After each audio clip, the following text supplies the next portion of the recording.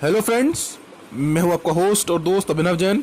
स्वागत करता हूं आपका अपने यूट्यूब चैनल ट्रू इंजीनियर्स पर, जहां पर मैं आपके लिए लेके आता हूं इंजीनियरिंग और डिप्लोमा के विभिन्न पाठ्यक्रमों के अलग अलग वीडियोस। पिछली दो वीडियोस में हमने बॉयलर और उसका क्लासिफिकेशन जाना, साथ ही साथ फायर ट्यूब और वाटर ट्यूब बॉयलर के बारे में जाना। इसी श्रृंखला में आज मैं आपके लिए लेके आया हूं तीसरी वीडियो बॉयलर की, बॉयलर माउंटिंग्स। तो वीडियो शुरू करने से पहले चैनल को सब्सक्राइब करें जो लोग चैनल पर नए हैं, और वीडियो पसंद आए तो उसको लाइक करें, कमेंट करें और शेयर जरूर करें। तो चलिए शुरू करते हैं आज की वीडियो, बॉयलर माउंटिंग्स। तो सबसे पहले एक बार फिर पढ़ लेते हैं, जान लेते हैं बॉयलर क्या होता है। बॉयलर एक अपरेटस है जो स्टीम प्रोड्यूस करने में काम आती है। फ्यूल के कंबशन से जो एनर्जी प्रोड्यूस होती है, थर्मल एनर्जी, उसका यूज करते हैं स्टीम बनाने के लिए एक डिजायर्ड टेम्परेचर और प्रेशर पे। और जो स्टीम बनती है वो इलेक्ट्रिसिटी प्रोडक्शन, हीटिंग और विभिन्न इंडस्ट्रीज में, जैसे टेक्सटाइल है, शुगर मिल्स हैं, केमिकल इंडस्ट्रीज है, उनमें कुछ प्रोसेसेस में काम आती है। जानते हैं बॉयलर माउंटिंग्स क्या होती है? बॉयलर माउंटिंग्स वो फिटिंग्स होती हैं जिनका मुख्य उद्देश्य बॉयलर की सेफ्टी होता है और जो स्टीम जनरेशन की प्रोसेस होती है उसको कंप्लीट कंट्रोल होता है। यानी कि दोबारा समझ लीजिए कि वो फिटिंग्स जिनका मुख्य काम बॉयलर की सेफ्टी और जो स्टीम प्रोडक्शन हो रहा है उसका कंप्लीट कंट्रोल होता है, उन्हें बॉयलर माउंटिंग्स कहते हैं। या boiler mountings are set of safety devices installed for safe operation of boiler. ये जो बॉयलर माउंटिंग्स होती हैं ये बॉयलर का इंटीग्रल पार्ट होती हैं और इनको बॉयलर पे ही लगाया जाता है।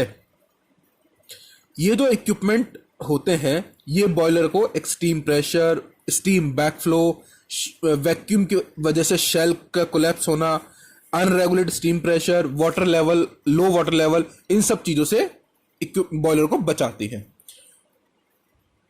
कौन कौन से टाइप्स की बॉयलर माउंटिंग्स होती हैं? जो इंडियन बॉयलर रेगुलेशंस हैं उसके हिसाब से, उसके अकॉर्डिंग 8 तरह की बॉयलर माउंटिंग्स होती हैं। Safety valve, water level indicators, fusible plug, pressure gauge, steam stop valve, feed check valve, blow off cock, man and mud holes. इन 8 में से जो शुरू की 3 है इन्हें सेफ्टी फिटिंग्स कहते हैं, और जो बाद की 5 हैं इन्हें हम कंट्रोल फिटिंग्स कहते हैं। अब एक एक करके इनके बारे में जान लेते हैं। तो सबसे पहले safety valve. Safety valve boiler पे लगाई जाती है उसे ओवर प्रेशर से बचाने के लिए। यदि बॉयलर के अंदर प्रेशर उसके वर्किंग प्रेशर से 3% ज़्यादा हो जाता है तो ये जो वॉल्व है ये लिफ्ट हो जाती है और एक्सेस प्रेशर को रिमूव कर देती है। याद रखिए, अगर बॉयलर के अंदर 3% वर्किंग प्रेशर से ज़्यादा प्रेशर हो जाता है तो ये वॉल्व लिफ्ट हो जाती है और एक्सेस प्रेशर को बाहर निकाल देती है। नॉर्मली 3 सेफ्टी वॉल्व लगाए जाते हैं बॉयलर में, एक सुपर हीटर पे और 2 स्टीम ड्रम पे, लेकिन किसी भी परिस्थिति में कम से कम 2 वॉल्व जरूर होनी चाहिए। जो कॉमनली यूज सेफ्टी वॉल्व्स हैं वो होती हैं dead weight safety valve, lever safety valve, spring loaded safety valve और high steam low water safety valve. तो ये 4 तरह की स्टीम सेफ्टी वॉल्व होती हैं। इनके सबके अपने अपने एडवांटेज हैं। इसके बारे में हम लोग नहीं जान रहे, हम सिर्फ माउंटिंग्स के बारे में जान रहे हैं। दूसरी है हमारी water level indicator.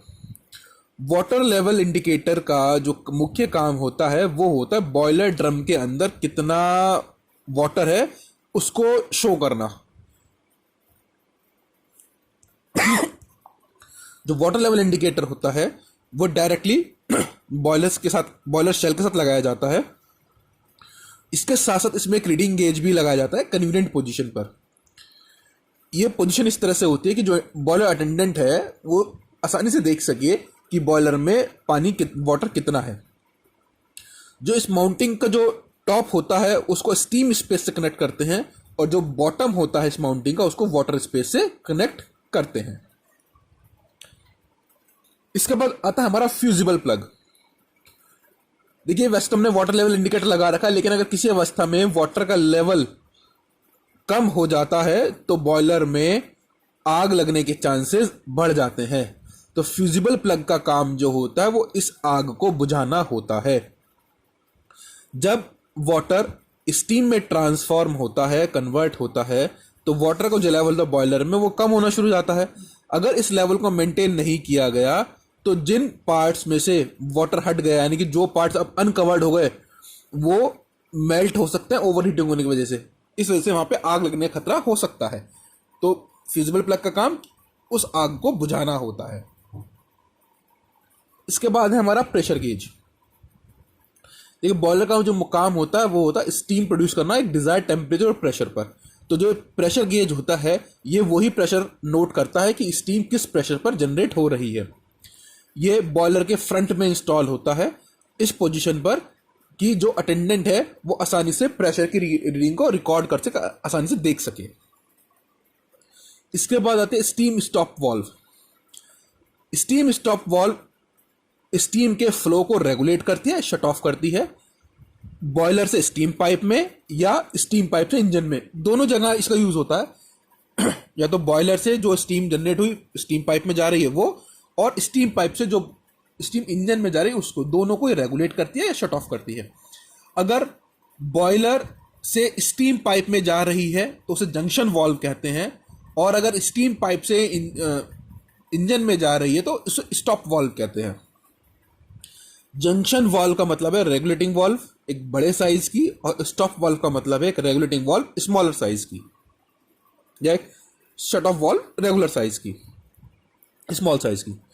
Junction valve जो होती है वो स्टीम स्पेस के हाईएस्ट पार्ट पे लगाई जाती है और उसको स्टीम पाइप से कनेक्ट किया जाता है। इसके बाद आती है ब्लो ऑफ कॉक या ब्लो ऑफ वाल्व।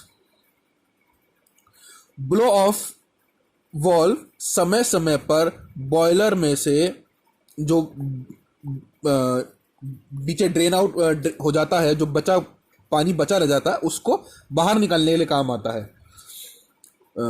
इसका जो काम होता है ब्लो ऑफ कॉक का, वो जो बॉयलर में बचा हुआ पानी रह जाता है उसको ड्रेन आउट करने के काम आता है। इसके और ये पानी क्यों रिमूव किया जाता है? क्योंकि इस पानी के साथ मड, स्केल्स या अदर इम्प्योरिटीज होती हैं जो वो सेटल डाउन हो जाती है बॉयलर के नीचे सरफेस पे, तो साथ साथ उनको वो भी निकल जाती है पानी के साथ साथ। दूसरा, बॉयलर को समय समय पर इंटरनल क्लीनिंग और इंस्पेक्शन के लिए भी खाली किया जाता है, तो वो भी ब्लो ऑफ कॉक के पर्पज से ही खाली किया जाता है। और तीसरा काम क्या होता है, अगर किसी अवस्था में, परिस्थिति में बॉयलर से पानी को जल्दी निकालना पड़ जाए कि पानी का लेवल बहुत ज़्यादा हो गया बॉयलर में, तो पानी को बहुत जल्दी निकालना पड़ता है, तो उस काम में भी हमारी ब्लो ऑफ कॉक ही काम आती है। ये जो ब्लो ऑफ कॉक होती है बॉयलर के सबसे नीचे वाले पोर्शन पर लगाई जाती है। इसके बाद है हमारा feed check valve. Feed check valve के दो काम होते हैं, एक तो फीड वाटर को बॉयलर में पहुंचाना और दूसरा बॉयलर से वाटर का बैकफ्लो रोकना। पहला काम तो ये हो गया कि फीड वाटर जो है उसको बॉयलर में एंटर कराना, और अगर किसी वजह से बॉयलर से वाटर बैकफ्लो कर रहा है तो उसको बैकफ्लो होने से रोकना। ये जो वाल्व होती है इसको फीड पंप और वाटर स्पेस के बीच में लगाया जाता है, यानी कि फीड पंप से वाटर आया तो वो फीड चेक वाल्व के थ्रू चला गया बॉयलर शेल में। लेकिन अगर बॉयलर शेल से कोई वापस बैकफ्लो आ रहा है वाटर का तो उसको फीड चेक वाल्व रोक देगी, वो फीड पंप में वाटर वापस नहीं जा पाएगा। इसके बाद है हमारी मैनहोल्स। मैनहोल्स ये वो डोर्स होते हैं जिसके थ्रू अटेंडेंट या कोई आदमी बॉयलर के अंदर जाता है इंस्पेक्शन या रिपेयरिंग पर्पस के लिए। तो दोस्तों, आज हमने जाना बॉयलर माउंटिंग्स के बारे में, और इंडियन बॉयलर रेगुलेशंस में जो बॉयलर माउंटिंग्स हैं उनके बारे में हमने जाना।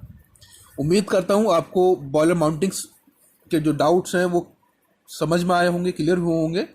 अगर आपको कोई डाउट है तो आप मुझे कमेंट करें, कोशिश करूँगा कि आपके डाउट्स क्लियर कर दूँ। इस वीडियो में इतना ही। वीडियो पसंद आई है तो लाइक करें, कमेंट करें और शेयर ज़रूर करें। अगर आप नए हैं मेरे चैनल पे तो चैनल को ज़रूर सब्सक्राइब करें। Thank you.